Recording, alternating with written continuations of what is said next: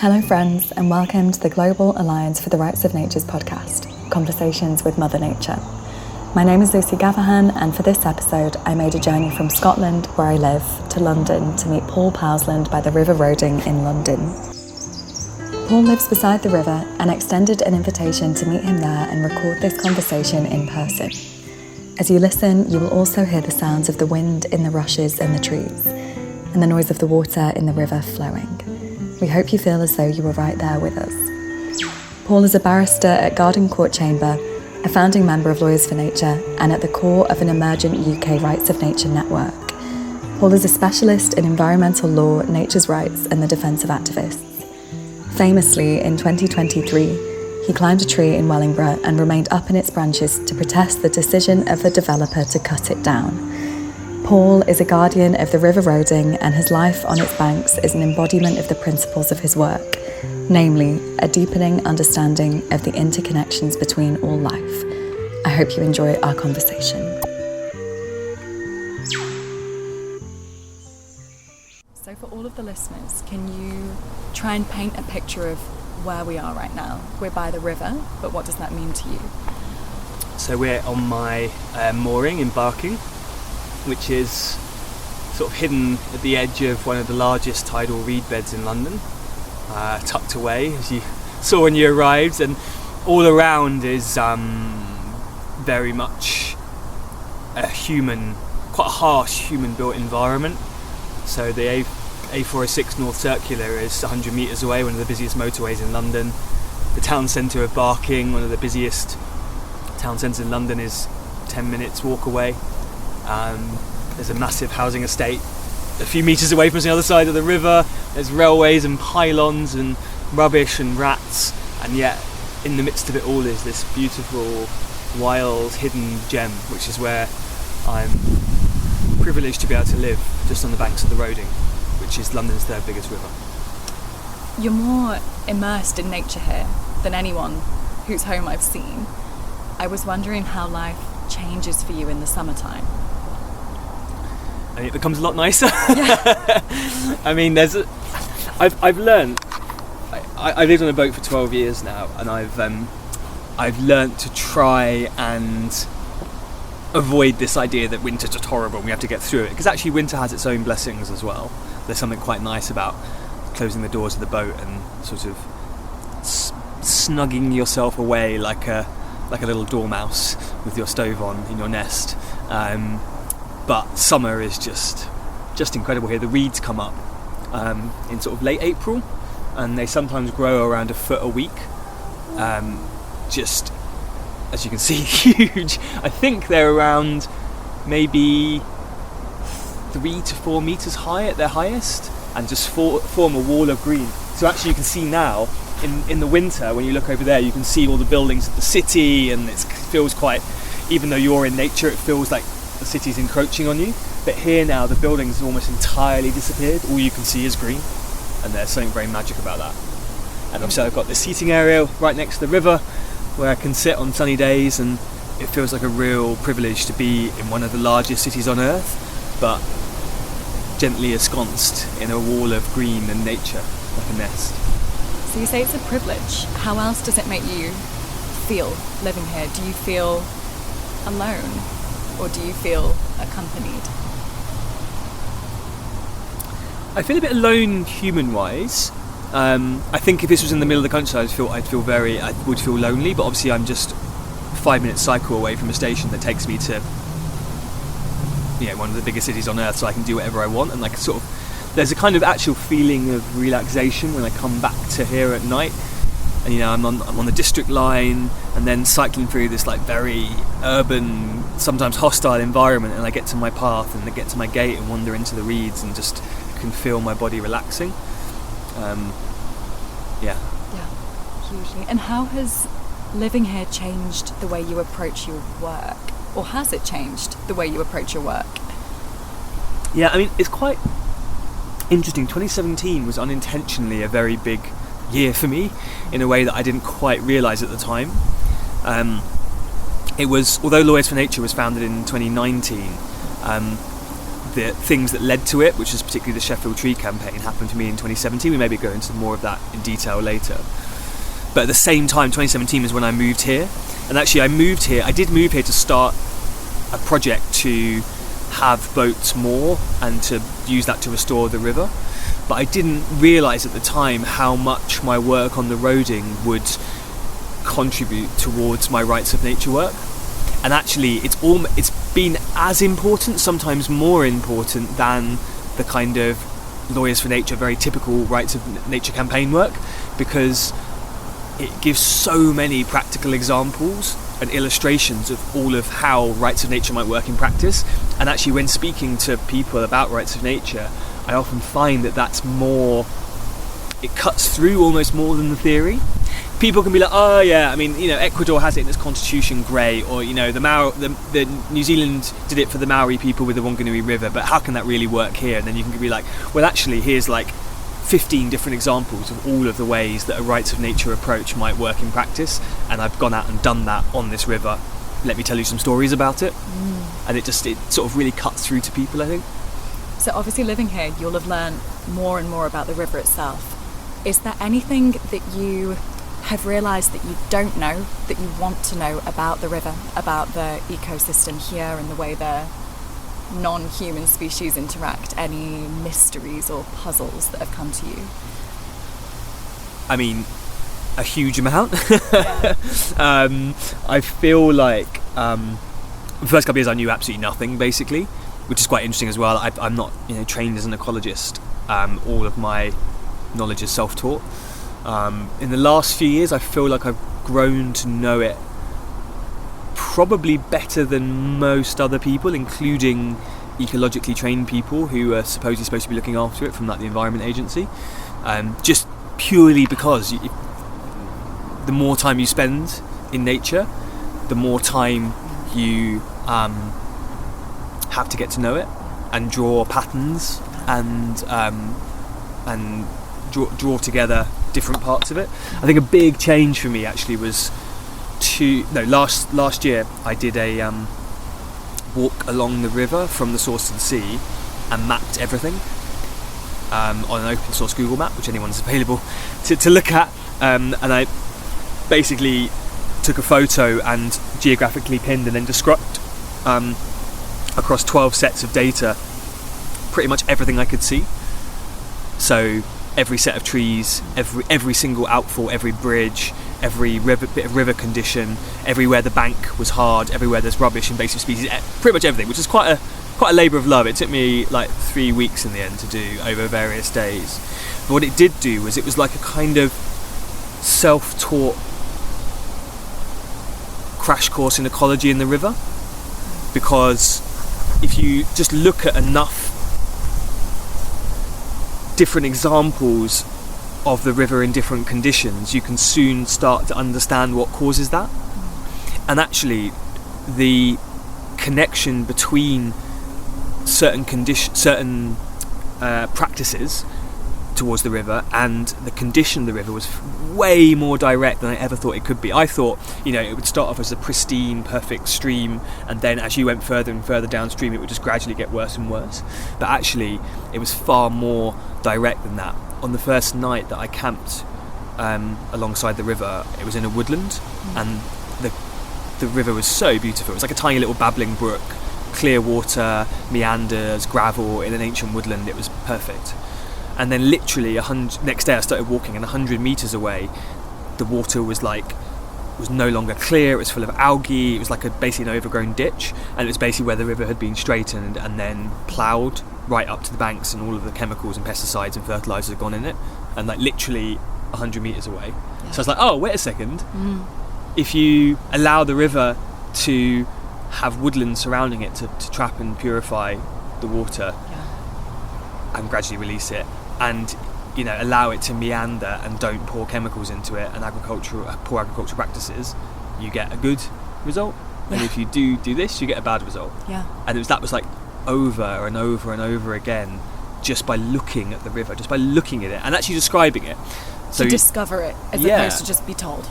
Yeah, but actually it was quite interesting. The mapping exercise was quite important. I'd walked the river 2 years before from source to sea, just looking at it, And I learned some stuff, but actually being forced to describe it makes you actually really look at it and describe what you're seeing, and makes you go deeper. Yeah. And there was just to finish off, there was a nice story of on the middle section of the river, it had quite a lot of abuse from agriculture, and then just south of a town called Abridge, I got to this section, and I was looking at it being like, this is how I just felt, I knew in my heart, this is how the river should look. The river was in a good condition. This was how it should be. And I literally wrote up a thing saying, like, this is an example to all of the landowners on the middle section how the river should be. You know, like, there were beautiful meanders and channels through reeds. The water was like clear, and you want to swim in. You could, you felt this. You felt that it was in a good condition. And then a couple of months later, I was at something called the Roading Interspecies Council, organised by Moral Imaginations, where we all pretended to be beings from the Roding and discussed the condition of the river. And I met a guy there, also called Paul, who I found out was a river engineer on the Roding in the late 70s, 80s. And he worked on the Middle River. And I said, you know what? There's this like section of the river there that I just looked really great. And he was like, oh my God, we basically did an experimental new way of river management on that section of river that at the time was incredibly controversial. Before then, they would always just like dredge and straighten the river to allow water to flow as fast as possible, but for that section they basically left the channel natural and instead built flood banks set back to allow it to flood over the sides. So what was fascinating was like something that happened before I was born resonated through time such that I, as a complete amateur, could look at it 3-4 decades later and know that that is how the river should have been treated. Tapping into an instinctive understanding and then putting words to it afterwards, I think, is always, it's a way of learning that lasts so much longer than any other. And to me it shows that we need, the state agencies that are charged with looking after rivers need to get out of their office and just be on the river, like walk it, see it, feel it, and I guarantee that will lead to, I mean, imagine if the EA or people that did the exercise that I did, just walk the river and map it all, and were then tasked with taking the worst bits of the river and improving them. I think that would be better than the current top-down office-based approach. Yeah. Something I keep talking to people about is there's been an overemphasis on taking these issues seriously and an underemphasis on taking them personally. And that gap has caused more harm and more disconnection than I think we yet understand. And it's not that difficult to fix, is the nice thing. And an exercise like your own of just walking a river and mapping it, which is such an interesting idea. I've never heard someone describe it in quite that way. Could be a way to bridge that. I honestly think, I mean, it kind of shocks me in many ways that isn't done. Like every river in the UK should have a open source map, pinpointing all the things on it. Like, it was mad to me before the government didn't even know where every pipe was going into the river. No. Well, how the hell are they supposed to? how the hell are they supposed to stop pollution? They don't even know where the pipes are. Yeah. It's a basic starting point, isn't it? We want to get rid of all invasive species, but we need to know where they are. Now there's a map pinpointing every part of Japanese knotweed on the river, so we can work from the top down and eliminate it. Yeah. It's like, it seems to me obvious, but maybe it's not, because it's not being done elsewhere. I think it is obvious if you live in connection with nature, and it makes total sense in that circumstance. I am really curious how much this kind of embodied practice that you do integrates with your Lawyers for Nature work, and this gives us a good opportunity as well to introduce the listeners to Lawyers for Nature. If you could tell me, first of all, how your embodied practices integrate, and secondly, what is Lawyers for Nature? I might start with the second question, if that's all right. Absolutely. So Lawyers for Nature is a collective of lawyers, both solicitors and barristers, students, academics, researchers, who are committed to transforming the relationship between law, lawyers and nature. It was founded by myself and Bronte Ansell, who's a lecturer at Essex University, and initially it was founded more to give direct legal assistance to local groups who are fighting to protect nature, which came out of my experiences in the Sheffield Tree campaign, where the council was seeking to chop down 17,500 street trees, and I helped to represent local tree campaigners who were standing under trees to protect them, and felt that it was just completely bizarre to me how little support they had from the mainstream system, because of course they couldn't pay much money for it.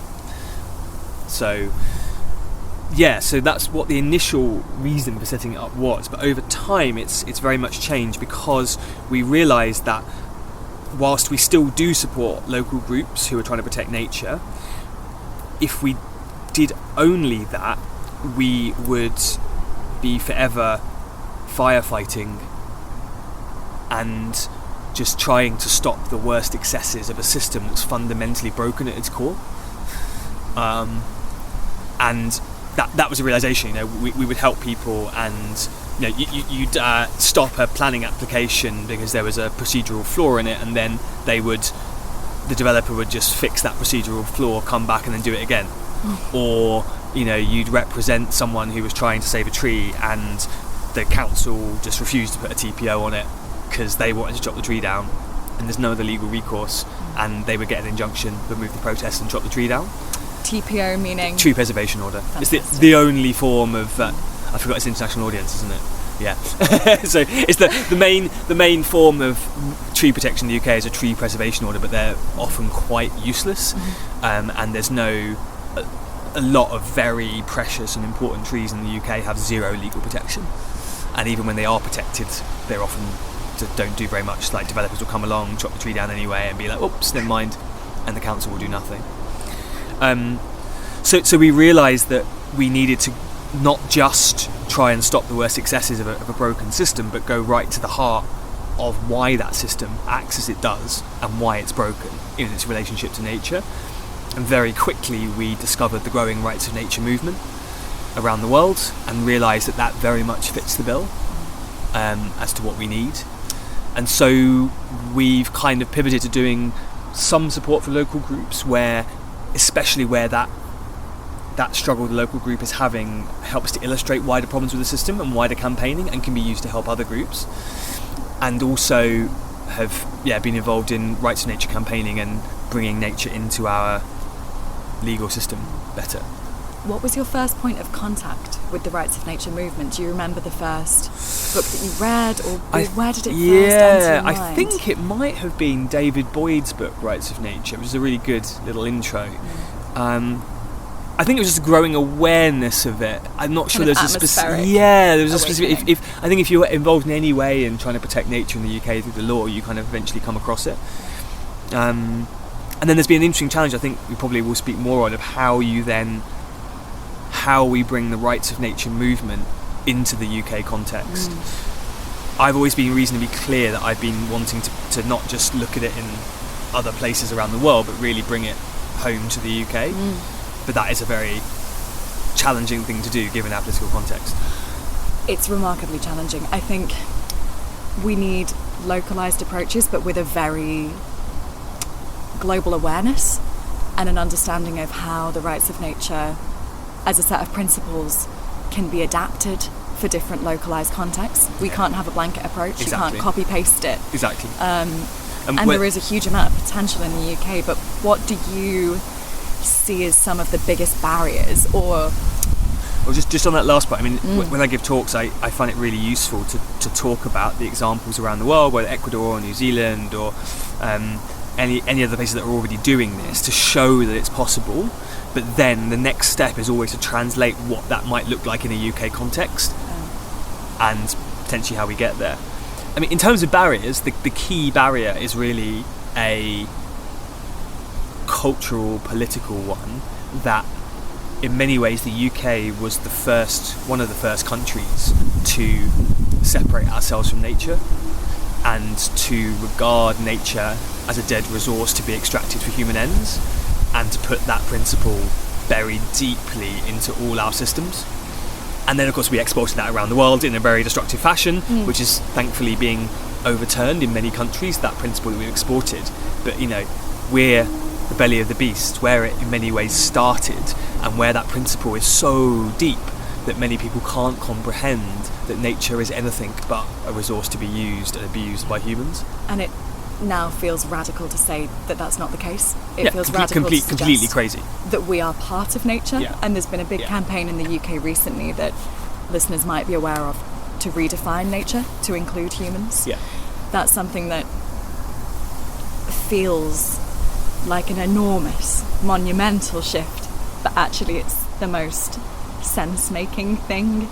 And Lawyers for Nature was involved in that campaign because it goes towards this cultural aspect, because actually I don't think we can like I don't agree with people who say you only need to start with one thing, and then like, we need to start with culture, we need to start with economics, we need to start with politics or law or whatever. We need to do all of them at once, but we do need to be doing all of them, and the cultural piece is an important one, because law is politics codified, and politics will often follow culture. You know, people always ask about how can we change the law, and in the UK Parliament can pass any law it wants, which is a bit terrifying sometimes. Deeply scary. There's no as such constitutional restriction on what they There's can no pass. red lines. So they can do anything, which is both liberating and also quite terrifying. It's liberating and terrifying, and they have demonstrated to us in the past that they don't value nature. But the point is that means that we need, you know, I'm involved in efforts to try and draft a UK rights of nature bill, which is great to give an example of what it might look like. But the bill could be anything. You know, Parliament could pass, well, not tomorrow because we're currently in the middle of an election, but on the 5th of July, Parliament could pass a law giving full legal person to all aspects of nature, or giving substantive legal rights to nature, like Ecuador did. But the key question, the reason they won't, is because of politics. In the UK, do you think that would be the best pathway, a blanket bill granting rights to nature in general, or do you think a more localised approach would be advantageous? So both. Nice. Everything. Rights of nature everywhere, all at once. You know, I think anyone who says there's one path in a country with the political, cultural, social, economic, legal distance from nature, we need to push at every door. And I think one will quite naturally lead to the other, as in if we wait around to try and just have a political solution, so wait for Parliament to pass a nature rights act like the Human Rights Act, which I might go into a bit more detail what that might look like, we'll be waiting for a long time, and it might never happen because it'll be too much of a leap. But what if we were to do local based bylaws and local based motions like they have on the River Ouse in Sussex in England, to try and give rights to a local river? Now that isn't the end, that can't be the end goal, because it's only at a local level, so it doesn't have enough power to ultimately change things in the way that we need it to be changed. But it's an amazing way to push the conversation forward, give some protections to the river in the meantime, but crucially show that rights of nature is happening in the UK. And similarly, I think there's a very interesting role for voluntary granting of rights to nature by landowners. Landowners in the UK have a lot of power, so what if landowners were voluntarily to use legal mechanisms to give self-ownership and personal to their own bits of land? Again, that doesn't change things on the level it needs to be changed eventually, because there'll be huge bits of land which won't be protected, and of course the kind of people who would do that, who would want to protect their land in that way, are probably protecting it anyway. But it shows that it's possible and drives the conversation forward. It gives you substance. Yeah, so for instance, I actually own a piece of the River Medway down in Kent, which I bought at auction. No way. Yeah, and I really want to try and find a mechanism to have part of it owned by the river itself. That just to play with people's concepts. You know, having 100 metres of the river owning itself is not going to change things on a wider level, but I think it shifts people's perspectives. It's an imaginative. Yeah, it's imagination, but it's also a reality. It's like, actually this bit is actually like that, and I can do that because I own, in inverted commas, the river. Yeah, and because then you have a legal background, you can play the game. Yeah, and what if that was to inspire other people who own bigger tracts of land? There are people who, often with quite radical nature policy, do own large amounts of nature and are doing good things for it, what happens if they were then to be inspired to do that for them, and then other landowners follow suit, and then it shows that it's not this like strange importation of a principle, it's already happening. And I think that is what I think will eventually lead to the big ticket legislative legal changes, is the fact that it's already happening on the ground. It's already being slowly, in a mycelium-like fashion, interwoven on a local, individual, private level, almost voluntary level, into all these systems. So then it becomes a much less scary thing to actually make those legal changes. And that's where things like, Nature on the Board come in. So putting nature, which is Lawyers for Nature, has been doing, is putting nature directors on the boards of companies. And again, that by itself isn't enough, because most companies that would voluntarily agree to that are already doing good stuff for nature anyway, like Faith in Nature, our first one, and House of Hackney, our second. But it shifts the conversation, shows what's possible, and makes the whole thing less kind of scary to adopt in full. Yeah. Can you explain for listeners what the Nature on the Boards movement or concept is in a nutshell? So, a few years ago, Faith in Nature came to us and said, we want to make nature our CEO. And we investigated it and found out that was not really legally possible for various reasons, but we found that actually it was very possible in UK company law to appoint a nature director. So we changed their articles. They had to give due consideration to nature's interests in their decision making, and then entrenched a director who would into their company who would represent the interests of nature at board level. And so there are then committees that then advise that director as to how the decisions of the company might impact nature. And then I don't think there's actually has been any of the companies any kind of showdown votes yet, because actually they all agree to do what is in nature's interest anyway. But it's bringing nature's interests and voice into our economic system. And again, this shows that that mycelium-like approach of an ecosystem of interventions across all the different systems that humans have, because every single one of those systems impacts nature, and just passing a single bill for one of them is not, I don't think, going to bring about the magnitude of the change that we need. And it's not just the business of DEFRA, it's the business of, like you say, every department of the government, every level of the industry, every company, every person, every council, and that's both slightly terrifying because it's a lot, but it's also quite liberating because it means that everyone has a role to play. Loose, I mean, basically there's been a loose network of people working on rights of nature in the UK. We've been, I think, quite far behind a lot of countries, again going back to that point of, this is where it all began and where it probably needs to end, and that's hard to do. But last year a group of us got together for a talk in London about rights of nature, and then we decided we just wanted a loose way to connect. Currently it's just a WhatsApp group, but we're probably going to go a little bit more formal by we're having our first sort of gathering next month. And it brings together all different kinds of people, and I think there's a real magic in that. It's not just lawyers, it's academics, researchers, poets and writers and students, and all people interested in rights of nature, to connect and share our perspectives and our work, and collaborate, I guess. The collaboration is huge, and finding ways to share information quickly and freely, I think is huge within the UK and beyond and everywhere else. And making sure that we're using the work of others, we're using the research of others, so we're not wasting time by doubling up on tasks. Exactly. We're just allowing information to flow. And being held by community as well. It can be quite lonely. So she's a lawyer who does this, and a lot of lawyers think it's a bit mad, and it's sometimes a bit of a lonely furrow to plough. And so having that support of a group behind you, and people you can go to for advice and for Do you ever feel overwhelmed by the work? I mean, there's a lot, isn't there, and it can get a bit much, but And sometimes I do wonder if I'm going off to too many things, it's a lot of, but the problem is because it is all interconnected, there is a piece of weaving there, of weaving all the different parts together. And so I can't help but keep doing that, what about how does rights of nature impact planning law? How does it impact this and this and this and this? And it is quite a lot. But I keep coming back to there's no other work I'd rather be doing at this time, or that feels more important to me.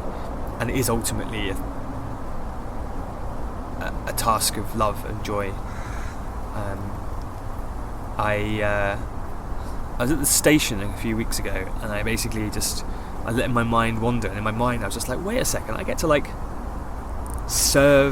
live in nature and serve and restore nature, and thinking what a joy that was and what a privilege. I just started laughing out loud to myself like a mad person at the station.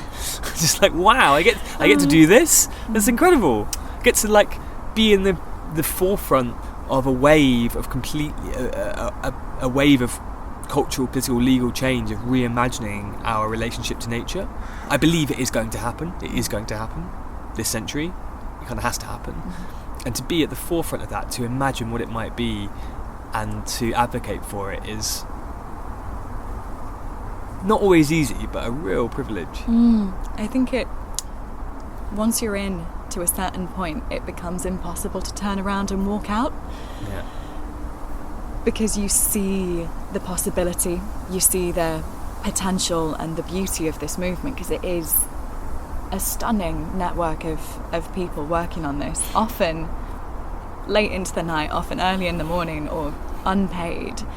But it's people who, like you say, couldn't imagine themselves doing anything else, in quite a remarkable sense. Is there anybody within the movement at the moment that you feel you've learned a lot from, or who you'd like to learn more from? Any particular people? I mean, it's quite hard to pinpoint one, because I think we all bring quite different things to it. I mean, I am very much looking forward to Robert Macfarlane's book Is a River Alive, because I think that's going to bring a big cultural piece to the movement in the UK that is very different to the angle that I come from.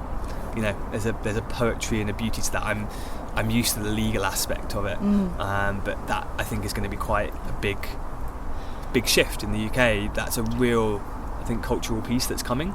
So I'm really looking forward to seeing that. But I think I learn different things from all people in the movement in the different ways. And there's a real hive of activity in London right now because of the Garden of Tomorrow festival. What is the role that you're playing within that festival? Specifically, I am introducing the Rights of Nature panel later today. Fantastic. And I have 7 minutes to describe what we're doing in an hour here.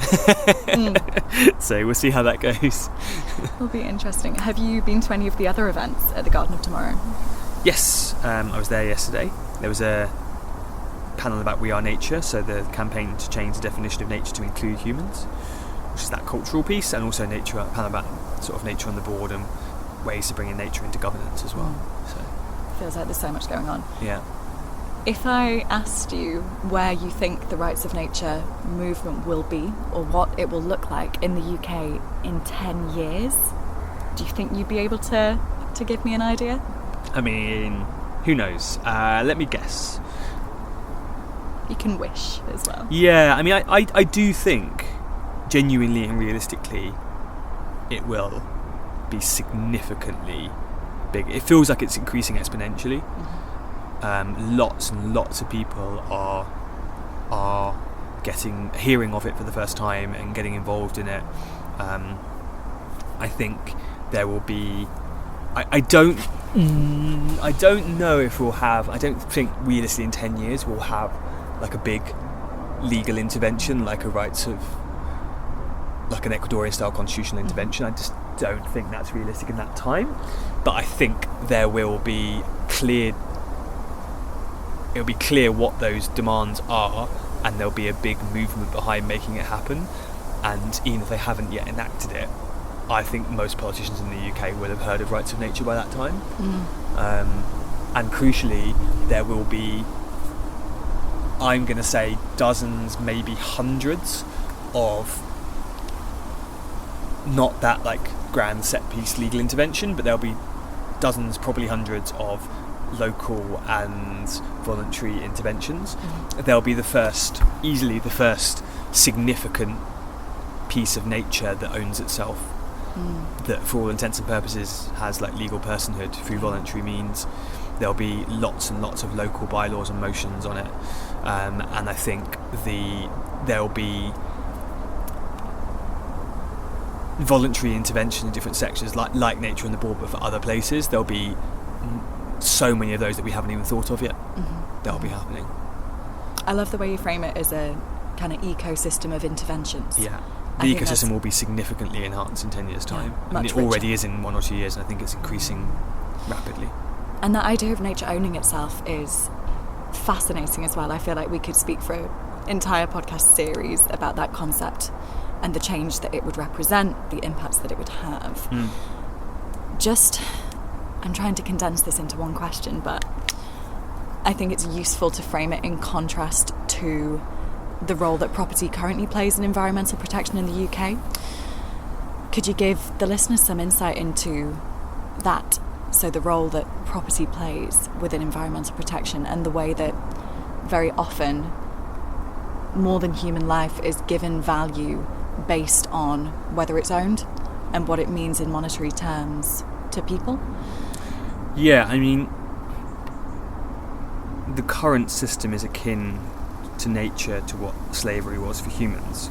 The idea that you have absolute ownership over nature and that you can largely destroy it at will is one of the most damaging concepts in our society.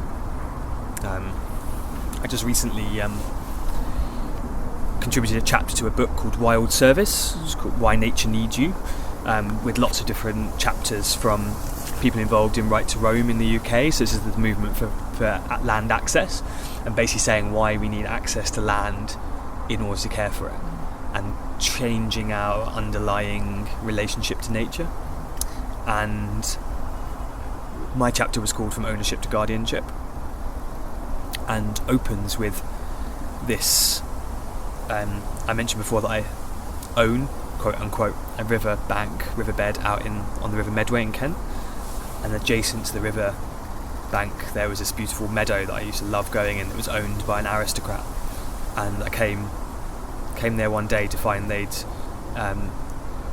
used herbicide just to kill the entire field, and it was completely brown and dead, and there was like almost a ruler straight line of brown and green where it met my land. And this like weird dawning realization that none of my riverbank is legally protected. There's no tree preservation order. There's no protection. So I could, if I wanted to, chop down every single tree. Like, look at this like beautiful strip of green with all of this wildlife and ecology. I could chop it all down there and then, herbicide it, completely kill everything, destroy it, salt the earth, so nothing will grow again. All because my name was written in a government title register somewhere. And this like weird realisation that I shouldn't have that power. And right now in the UK, am I right in thinking that there would not be a repercussion if you did that? Absolutely none. Because you own it. Because I own it, and there are some environmental restrictions on some places, but it's frankly, even then, people often ignore them and don't get punished for it. But for my riverbank, there's no restrictions, so I could just destroy it, and nothing would happen, which is mad. It's insane. But then that was sort of the opening to the chapter, and then sort of goes into more depth, looking at places around the world that have taken a different approach, like the Wanganui River, which is given self-ownership, and saying how that would be very possible in the UK and why we need to transition towards that. But then ends with I think quite a hopeful note that actually we can also approach nature differently even if we don't own anything. So actually I don't own the river Roding. You know, I had no permission when I first came here to come here and start doing this, and yet I just took it upon myself to act as a guardian. And actually that is open to anyone to do that, and I think it's a very powerful way for ordinary people to challenge the current status quo. You know, we may not get an act of parliament that abolishes ownership or even moves ownership more towards guardianship of nature in the next 10 years, but actually we don't need to wait for that. anyone can just start acting as a guardian of nature right now, even if you don't own the land, and even if you have no official right to be there. Impact of that is huge. The way it changes the way it changes nature, and the way it changes you as well. And a lot of people have come into rights of nature activism through a specific relationship with one part of nature that was threatened, which is, I think, a far more powerful way usually than a kind of coming in via a generalised sense of nature in trouble. I think people tend to be more motivated by saving a specific part of nature. I love hearing people speak about the parts of the wild world that they feel they have a relationship with, and the way it can light up a room when you go from talking about people's work to talking about people's connectedness to a set of trees or a body of water, and it immediately shifts the tone of conversation. For you, do you feel that is the roading, the place in the world that you feel most connected to the rest of nature, or is there somewhere else? So it depends. I mean, the roading or the Medway, they're different. In some ways, the Medway is more intimate because I have more sort of direct control over it, and there's not as many people around. Like, this space belongs to a lot of people that's other than me, but they're very different. I think the more powerful relationship is the roading because of the work that I've been doing on the river and the depth of connection with the whole river that I've taken on, the powerful depth of relationship or guardianship that I've taken on with it. It's fascinating. And to bring us back to where we are sitting, we've moved under a shelter because it's starting to rain somewhat. I want to finish our conversation by just returning to your life here by the river. Do you feel that you'll always now need to live somewhere that is rooted in with the rest of nature, or do you feel that you could go back to city living? Well, I mean, this kind of is city living. I mean, we're in Zone 4 London. This is the city, but I mean, if the question is, do I think I live in a normal house? I mean, I always thought that my boating life would be kind of temporary, and I would eventually move into a house when I have a family. I'm increasingly thinking that's kind of unlikely. I think I'd struggle to live in a house, and maybe I could do it if the house was very much embedded in nature, but I just generally have a need to live in amongst nature. It's very soothing for my soul, and I think I'd struggle to live in London if it was if I was living not in nature. And also there's a part of me that kind of would love to move out to the countryside, but also London is a centre of a lot of power, and I think there's a danger of too many people who care about nature and rights of nature advocates moving out into the middle of nature, which is great. It's lovely being in the middle of nature, but ultimately the system that is destroying nature will carry on, and the decisions about it are made in this city, and it's quite hard to challenge those if you're not here. And I think it's sometimes too easy to just like go off into our little perfect Edens and try and pretend that the destruction of the earth and nature is not happening, because it is. And as hard as that is to look at, I think actually as many rights of nature and earth advocates as possible should at least somewhat live in and confront the realities of the system, because I think only by doing that can we be fully motivated to save it. And finally, and to challenge the forces that are destroying it. Fascinating. What would you say to someone who says they feel hopeless, particularly in the United Kingdom, because that's been the basis of our conversation, and I'm interested in hearing from you about the specific UK cultural, political context. So what would you say to someone who, in the UK, as we approach the election, is feeling hopeless about the protection of the rest of nature? I think up until a year or two ago, I would have taken a slightly harsh line saying that, we don't have the luxury of hopelessness, that we need to stand up and fight. I think I'd take a slightly different line now. What if we were to take... how to put this? We mustn't give way to hopelessness, because there's so much joy to be found in in this work and in the protection of nature. And I've really found that by mixing together what I would call the micro and the macro. So doing kind of high level campaigning for rights of nature on a bigger, national sense, but also planting trees and restoring nature here. And the two combined, I think, give rise to a great sense of joy. As I said earlier, like, even if all of this is to be destroyed, to have the privilege of being a guardian of this place, even for a limited time, is magical. And similarly, to be involved in trying to bring about the rights of nature in the UK, as stressful and hard as it sometimes is also a great privilege and joy. I love that emphasis on joy. And I would also say it does seem hopeless, but green shoots are there. Nature is incredibly resilient. And